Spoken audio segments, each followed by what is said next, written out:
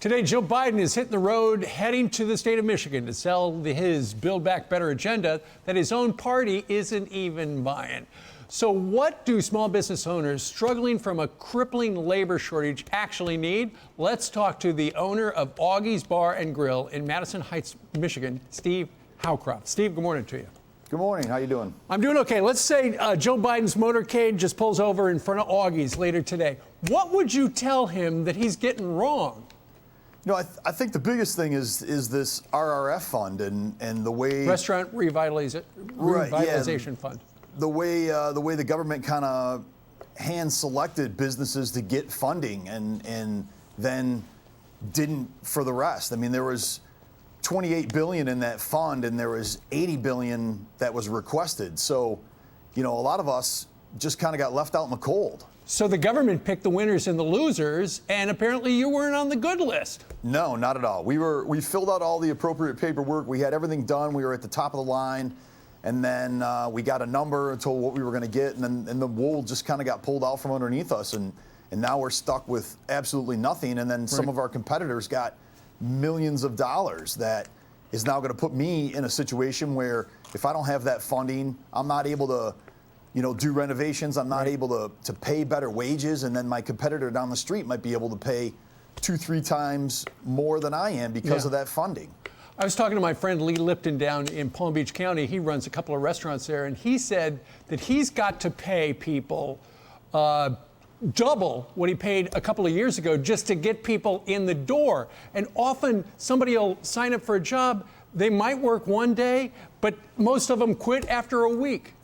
Yeah, and a week I think is long. I mean, we've had people work, you know, one shift and then not show. And I don't think that it's not the environment. It's just they're finding other things. They're potentially job jumping for, you know, 25, 50 cents an hour. But you're absolutely right. I mean, just 2-3 years ago, our wages were probably half, and now it's just impossible to keep up with. Especially some of these businesses that got that RRF money, they can pay people, you know, astronomical amounts, really. And it's going to bury us. Absolutely. And at the same time, Steve, you've got this problem where, you know, we've been talking about how there is people are supposed to start doing their Christmas shopping right now because there's a supply chain crisis. Logistically, the United States can't get enough stuff in. It's stuck on boats. People aren't unloading the boats. They're not loading the boats. It's just a vicious cycle. What about in your business? Can you get enough food to put food on the table for your customers? You know, we can get enough, but it's a daily task to track that food down. My number one provider is constantly out of stock and constantly not shipping me orders. So then I have to get on the phone, and I spend half my day calling this provider and that store, driving. I mean, there's times where I've driven 20, 30 miles just to get a case of chicken because nobody in a 20-mile radius has it, and I have to have it. You know, we're kind of known for our chicken tenders, and there's instances where I'm down to maybe 10 pounds of chicken tenders, and I have to drive 25 miles to get another case. You know, if Joe Biden pulls over in his motorcade today, you got to talk to him about, they need to have some sort of a supply chain summit just to figure out how to get the stuff from where it's being manufactured to the people who want it.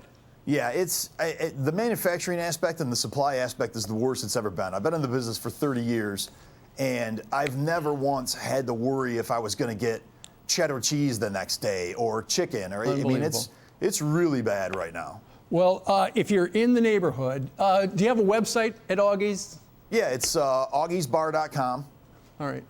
Good enough. I hear the chicken fingers are fantastic. Just saying. Oh, yeah. We're the best in Michigan. All right. Steve Howcroft, the owner of Augie's Bar and Grill, thank you very much for joining us live. Good luck to you. Thanks a lot. Thanks for having me. You bet.